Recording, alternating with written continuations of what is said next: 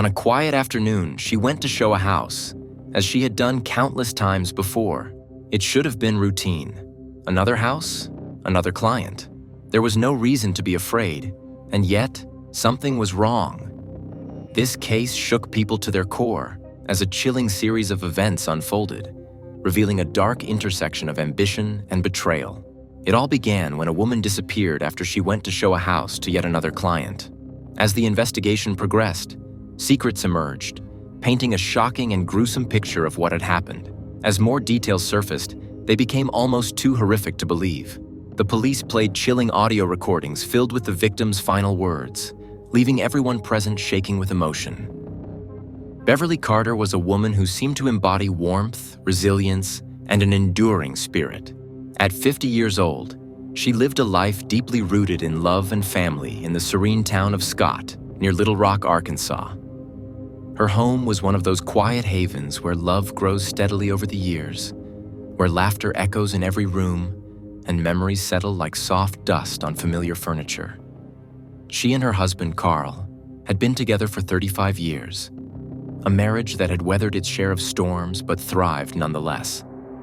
They had 3 grown sons, Carl Jr., Chad, and Christopher, and a blossoming legacy of 5 grandchildren.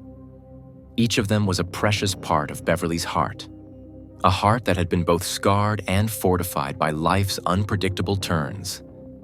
Their love story was as charming as any. It began when Beverly was just a wide-eyed 18-year-old working at a local dairy bar, serving milkshakes and hamburgers to a steady stream of customers. Among them was Carl, a construction worker who was quick to notice the pretty girl behind the counter. His flirtation was lighthearted, playful. "I knew I was going to get a wife when I got that hamburger," he had joked. At the time, it probably sounded like just another line, but Carl's instinct had been right. Their connection blossomed swiftly, and before long, they were married.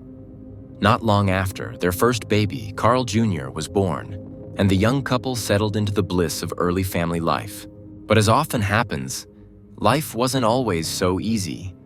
Hardship soon arrived, economic pressures mounting as Carl's job in construction took him all over the place, leading them to move frequently. Money was tight, and at times they found themselves leaning on family just to get by, sharing homes and doing what they could to stretch what little they had. During those lean years, Beverly stayed home, raising their 3 boys with a blend of love, discipline, and humor that shaped their close-knit family. When their youngest son started school, Beverly felt it was time for her to re-enter the working world. With a natural curiosity and an eagerness to better their situation, she found herself drawn to the real estate business.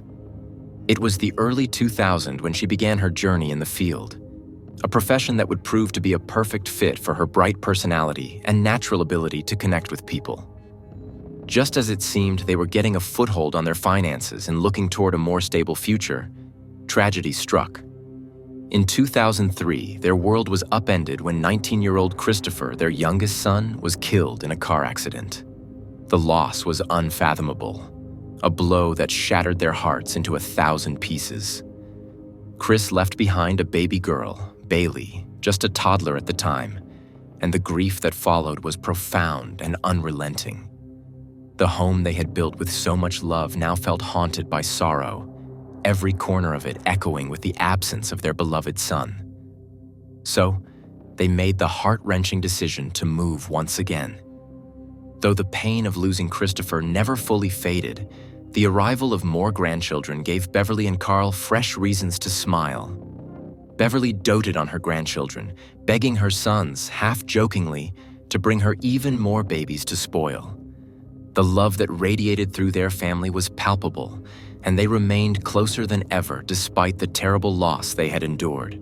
As they reached their 20th wedding anniversary, Carl and Beverly decided to renew their vows, a milestone worthy of celebration. Their original wedding had been a modest affair, a quick visit to City Hall without much pomp or ceremony. This time, Beverly wanted to do it right. She found the perfect dress, the kind of dream gown she hadn't been able to afford back then, and they indulged in the ceremony they had always deserved. It was a celebration not just of their love, but of all they had survived together. With renewed energy, Beverly poured herself into a real estate career, earning her license and joining the Cry Like a Realtor group. Her personality, bright, funny, confident, was perfect for sales. She had a natural charm that people remembered, a big, goofy laugh that was contagious and filled every room she entered. Her enthusiasm and warmth quickly translated into success, and she soon rose to become one of the top 5 realtors in the state. Life felt like it was on an upswing, and she thrived in this new chapter. Even as she turned 50, Beverly showed no signs of slowing down. She began training for marathons, her spirit as lively as ever, and she and Carl traveled together, savoring this new stage of their lives. Then came that fateful evening.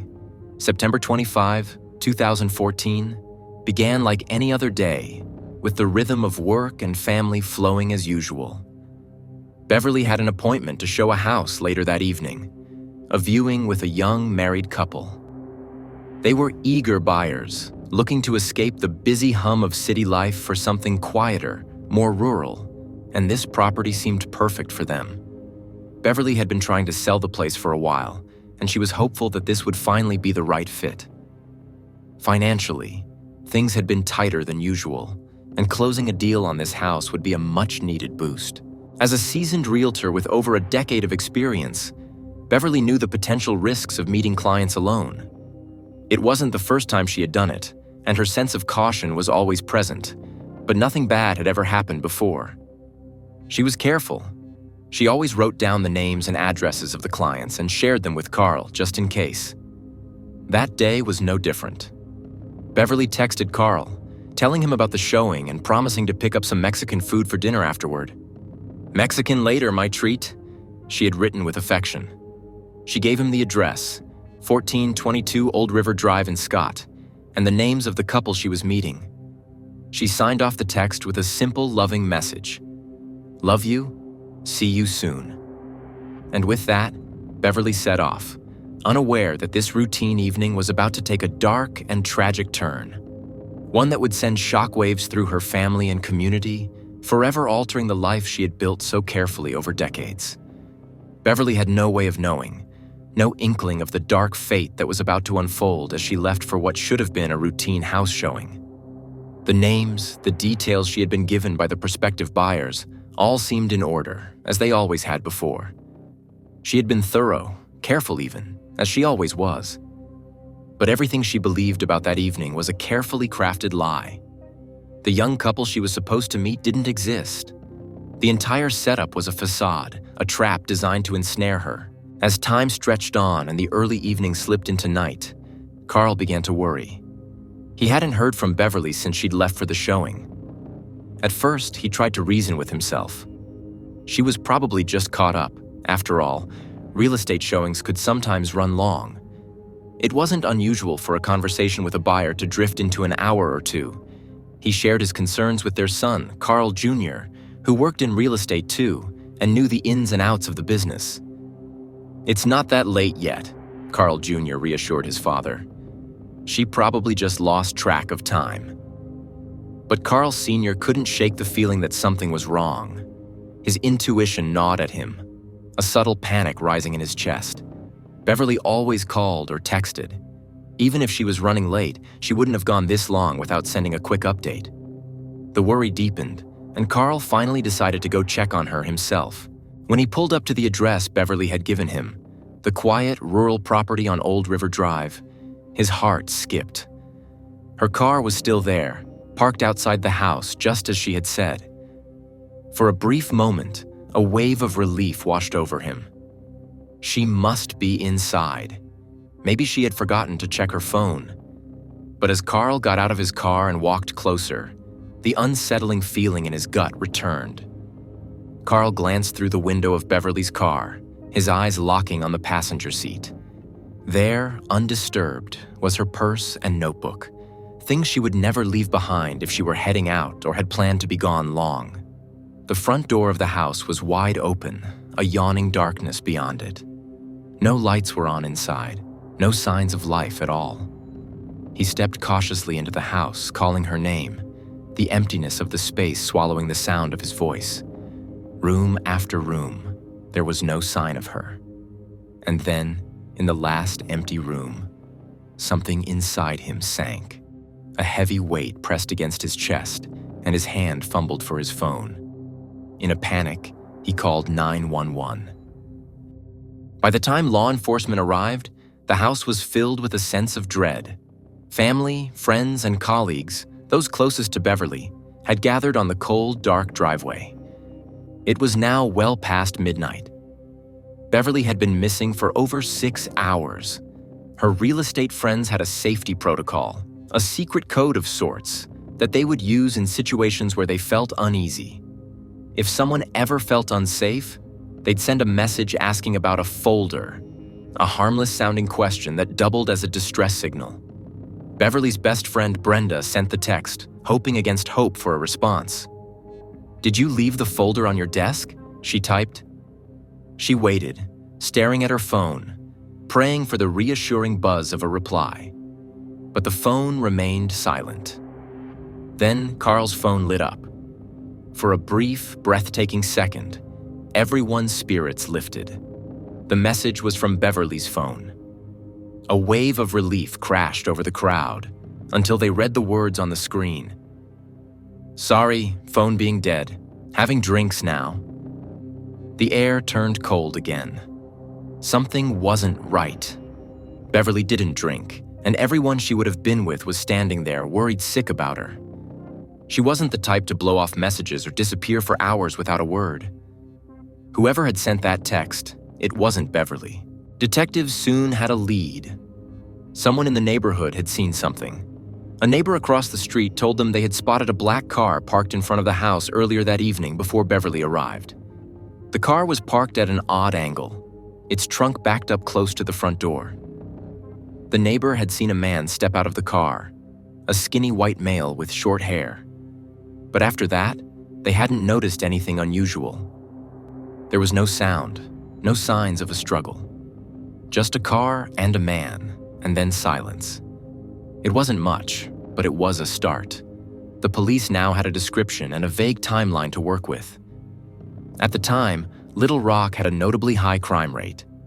Violent crime in the area was nearly quadruple the national average, and detectives were prepared to consider every possible lead.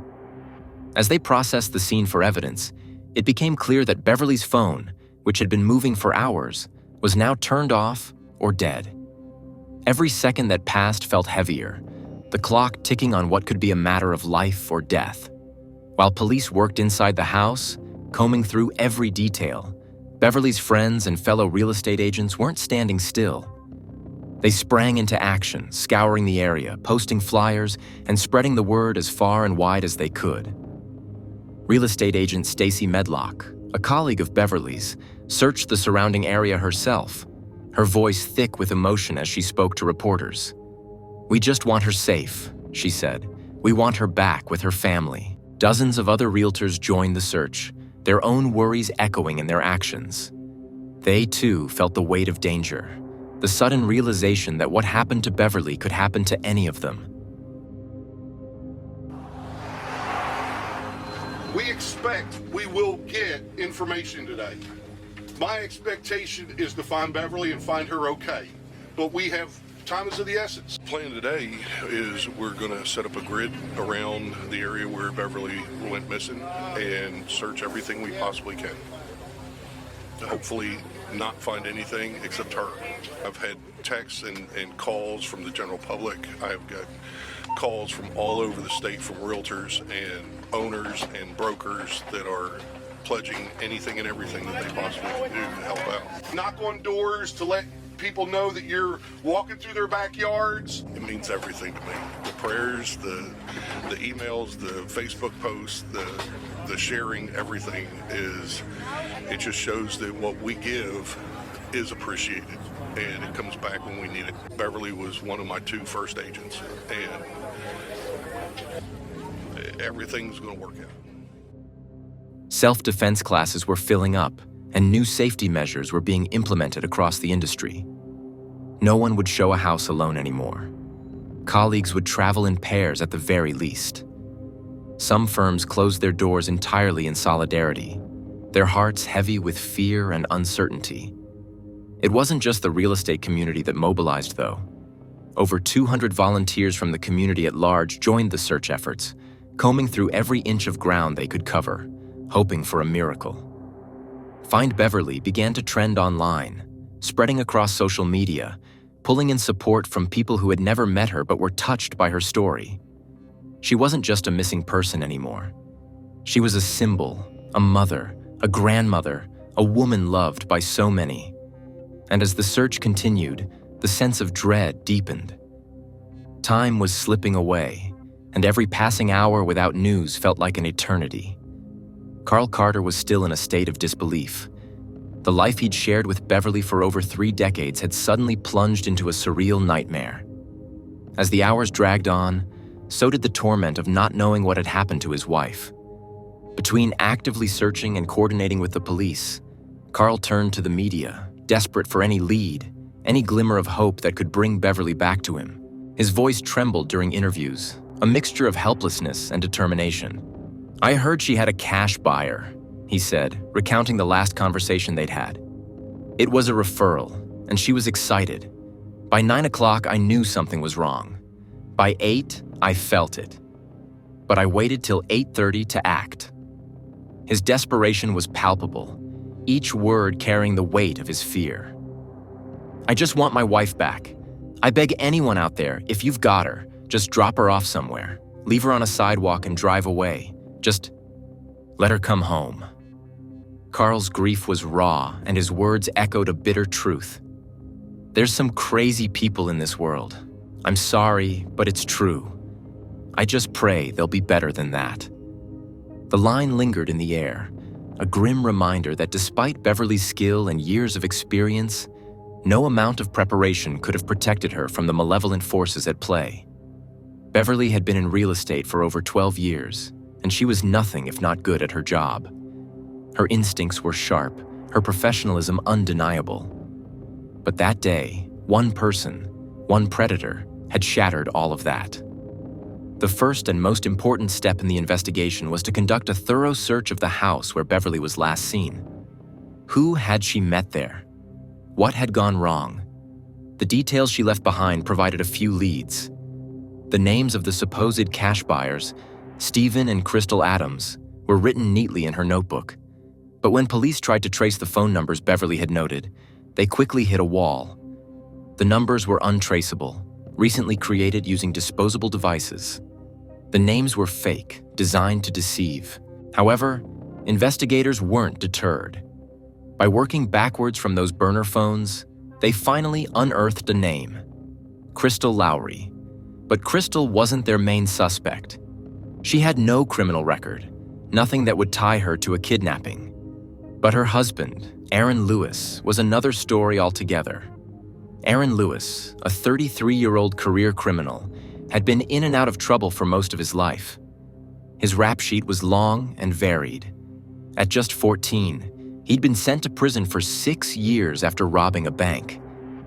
After his release, he'd kept his hands dirty, transporting stolen cars, committing fraud, robbing homes and businesses. Aaron had a knack for deceit and violence. He and Crystal were estranged, but still living together, a fact that made investigators zero in on him even more. With his history and proximity to Crystal, all signs pointed toward Aaron as the man behind Beverly's disappearance. Law enforcement quickly ramped up their efforts.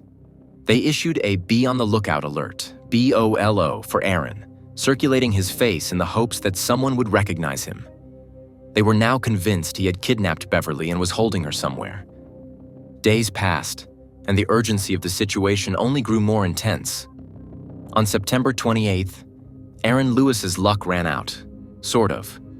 He crashed his car. While being taken to the hospital for minor injuries, Aaron managed to escape, slipping out before anyone could officially discharge him. His face was all over the news, however, and it wasn't long before someone spotted him. A sharp-eyed citizen recognized the fugitive and promptly called 911. 911? Hey, I'm sitting over here. They're looking for a guy here that was involved in the realtor being kidnapped. And this guy looks like and he is nervous, and he's out here at the bus stop. What bus stop? Green Mountain Drive in Rainwood. I mean, it might not be him. He's going into the subway now. All right, we'll get someone out there. Okay, now I had a guy walk out there and talk to him. I just went out there to see him. He says they think it's him. Within hours, police had Aaron Lewis in custody. But even as they dragged him in for questioning, it became immediately apparent that Aaron wasn't going to make things easy. He walked into the interrogation room with an air of smug confidence, as if the whole thing were a game he had control over. Cold, calculating, and wholly unfazed, Aaron clearly relished the fact that the police had to come to him. He held all the cards, and he knew it. Without hesitation, Aaron handed over his phone to the investigators, almost taunting them with what they would find. "Oh, actually," he said with eerie calmness, "I'll let you listen to something. Then you'll know I'm serious." What followed was a recording that sent a chill down every listener's spine. Beverly's voice, strong and calm despite the terror she must have been feeling, echoed through the room. "Carl, it's Beverly. I just want to let you know I'm okay. I haven't been hurt. Just do what he says, and please don't call the police. If you call the police, it could be bad. I love you very much." Hearing her voice was both a relief and a horror. Beverly was alive, but the situation was dire. In the recording, she was composed, remarkably so. Her strength was evident, even though she must have been terrified beyond belief. She was trapped in a nightmare, but her focus remained on keeping her family safe. As investigators listened to the chilling message, they worked to piece together what had happened. Aaron admitted to going inside the house with Beverly, under the pretense of needing pictures to show his wife. The photos Beverly had taken were shaky and blurry. Clear signs, they thought, that she had sensed something was wrong. She was in a rush, eager to leave. But before she could make it to the front door, Aaron had pulled out a taser and immobilized her. "You're about to have a very bad day," he had said to her, his voice filled with malice. "You're being kidnapped." From there, the nightmare only worsened. Beverly had walked into what she thought was a routine showing, a simple meeting with potential buyers. But instead, she had been lured into a carefully planned trap. Aaron had no intention of buying the house. His plan was something much darker, something that went beyond a mere crime of opportunity. At that moment, the weight of Beverly's fate hung in the balance. Investigators worked frantically to track her down before it was too late. They knew Aaron was capable of terrible things. He was a man who thrived on manipulation, someone who had spent his life deceiving others and evading the law. They feared what he might do next. The search intensified, with every passing second feeling like an eternity. Family, friends, and an entire community waited in anguish, hoping for a miracle, praying for Beverly's safe return. But the clock was ticking, and the grim reality of what Aaron Lewis was capable of loomed large over them all. The discovery of Beverly Carter's body was devastating, shattering the final sliver of hope that her family, friends, and community had clung to. On September 30, 2014, 5 days after she was last seen, her body was uncovered in a shallow grave at a cement plant just north of Little Rock, a place Aaron Lewis had once worked. Bound, with her face completely wrapped in duct tape, the autopsy confirmed that Beverly had died from suffocation. The brutality of her death was beyond what anyone could have imagined, and the discovery turned what had been a missing persons case into a full-blown homicide investigation. The crime scene was a grim confirmation of the worst fears. In Aaron's car, police found traces of duct tape matching the material used to bind Beverly. They also recovered strands of her hair, further solidifying his involvement. At his home, they discovered Beverly's phone. It was no longer a question of whether Aaron was involved, but how deep his depravity ran. Alongside Aaron, investigators turned their attention to his estranged wife, Crystal Lowry. Though she initially tried to distance herself from the murder, her role in the kidnapping became impossible to ignore. Crystal was arrested shortly after Aaron. In contrast to her husband's game playing, Crystal was far more cooperative with the police. She didn't attempt to deceive or prolong the investigation. Instead, she admitted almost immediately to her part in the crime, though she was quick to shift the blame for the actual murder onto Aaron. According to her account, the plot to kidnap Beverly had been born out of financial desperation. Crystal explained that their marital struggles had left them unable to afford to move out of their shared home. They needed money, and their twisted solution was to target a married woman who worked alone in a high-earning job. After a simple online search, Beverly's image appeared, and that was all it took. Beverly, a respected and experienced real estate agent, became the target of their malicious plot. Crystal claimed that although she participated in the kidnapping, she never intended to harm Beverly. She said she hadn't wanted to be directly involved, which is why Aaron had lured Beverly into the trap alone. When Beverly arrived at the property to meet who she thought were prospective buyers, Aaron ambushed her, forcing her into the trunk of his car. He then sent a chilling message to Crystal, a picture of Beverly in the trunk with the words, "It's done." The horror didn't end there. Aaron had driven Beverly to his house where Crystal awaited, standing guard with a stun gun. Beverly, terrified and bound, was locked in their bathroom. It was only then, Crystal claimed, that Aaron began to panic. He realized Beverly had seen prescription medication in the house and could identify him. According to Crystal's testimony, this was when Aaron decided to kill her. With cold detachment, Aaron wrapped Beverly's face in duct tape. It took 5 agonizing minutes for her to suffocate. The details Crystal shared painted a picture of unimaginable horror. Beverly, who had gone to work that day expecting nothing more than a routine property showing, had instead spent her final hours in fear, subjected to an ordeal that was almost beyond comprehension. Her last moments were filled with terror as her captors methodically carried out their twisted plan. Crystal claimed that she initially refused to help dispose of the body, but Aaron eventually convinced her. The two of them then drove to a nearby Walmart where they purchased a shovel. All she had to do, he said, was hold the light while he dug the grave. After they buried Beverly's body, they made a stop at a Waffle House. The casualness of their actions, immediately following such a heinous crime, left investigators and the public horrified. With Crystal's confession, both she and Aaron were charged with capital murder and kidnapping.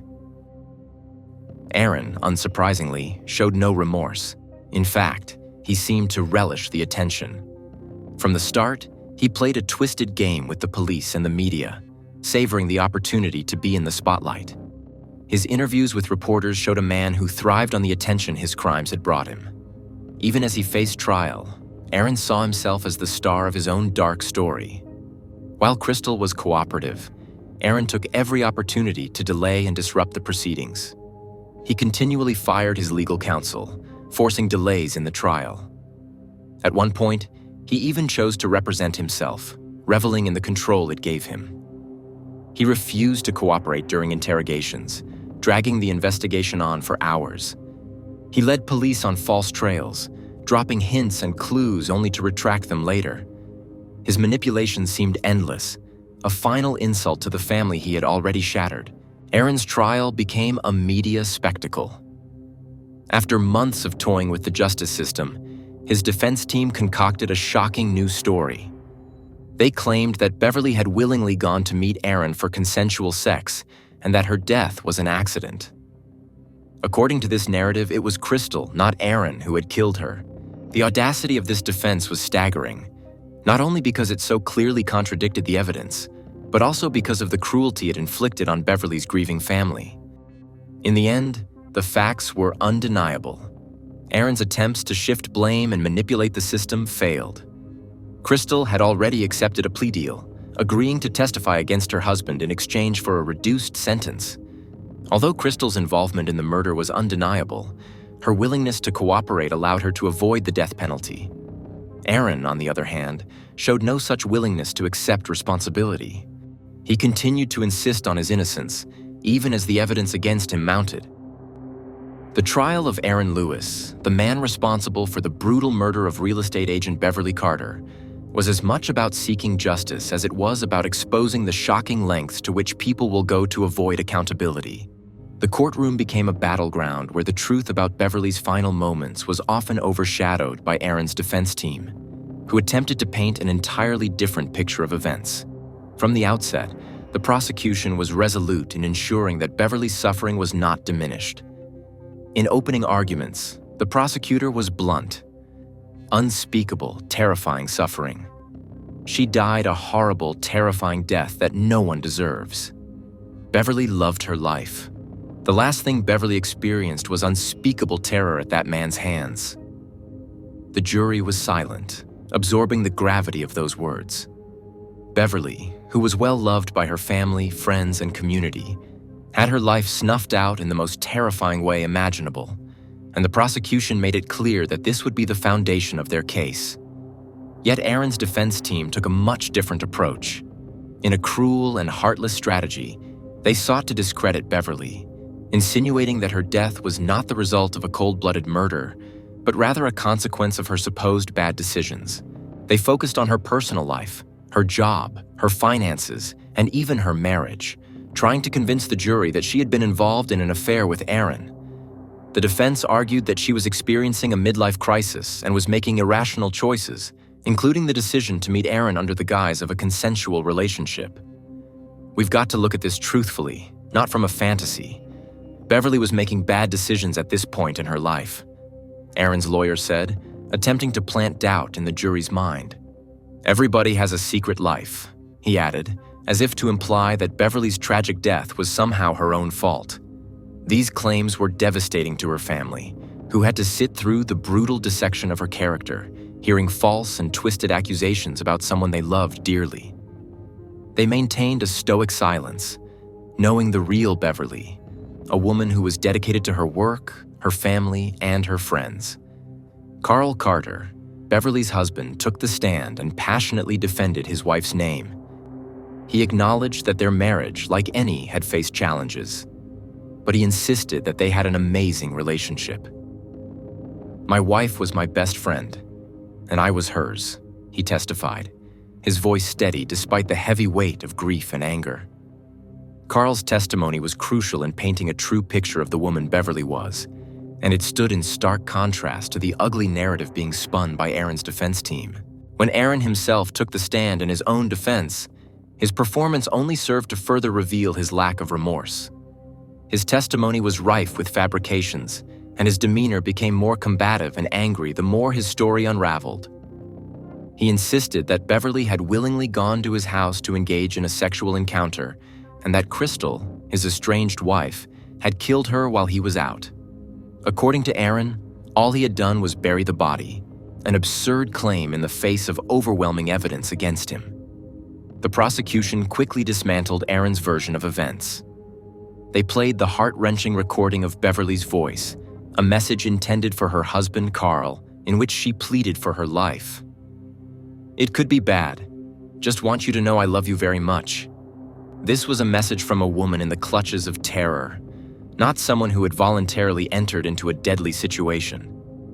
Aaron, desperate to maintain control of his narrative, then claimed that the recording was somehow created using artificial intelligence, a ludicrous assertion that only further damaged his credibility. As the trial entered its third day, the prosecution brought out its star witness, Crystal Lowry, Aaron's ex-wife.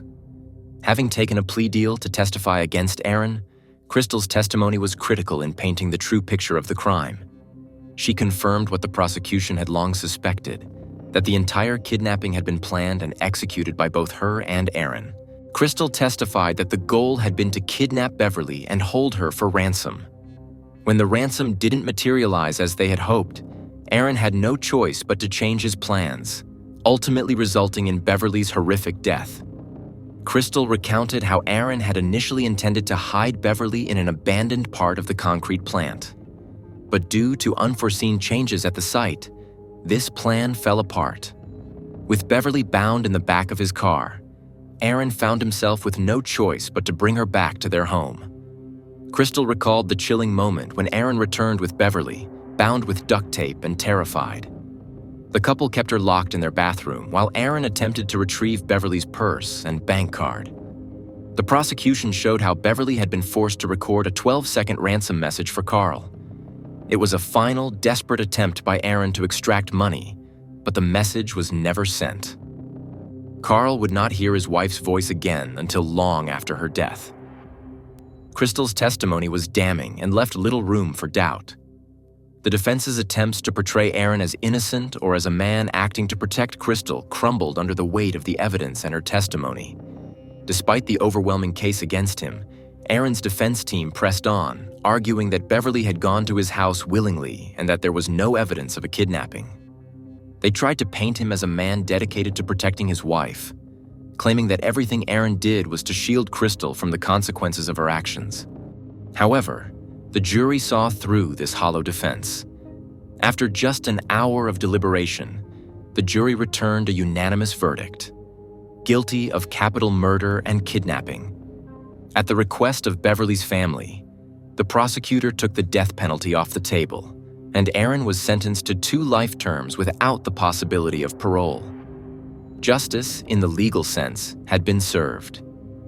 Crystal Lowry, having accepted her plea deal, received a 30-year sentence for her role in the crime. In 2020, she petitioned to have her sentence reduced, but this request was denied, ensuring she would continue to serve her time. Aaron, meanwhile, would go on to face further legal troubles. In 2021, he was back in court for assaulting prison guards, his violent tendencies continuing even behind bars.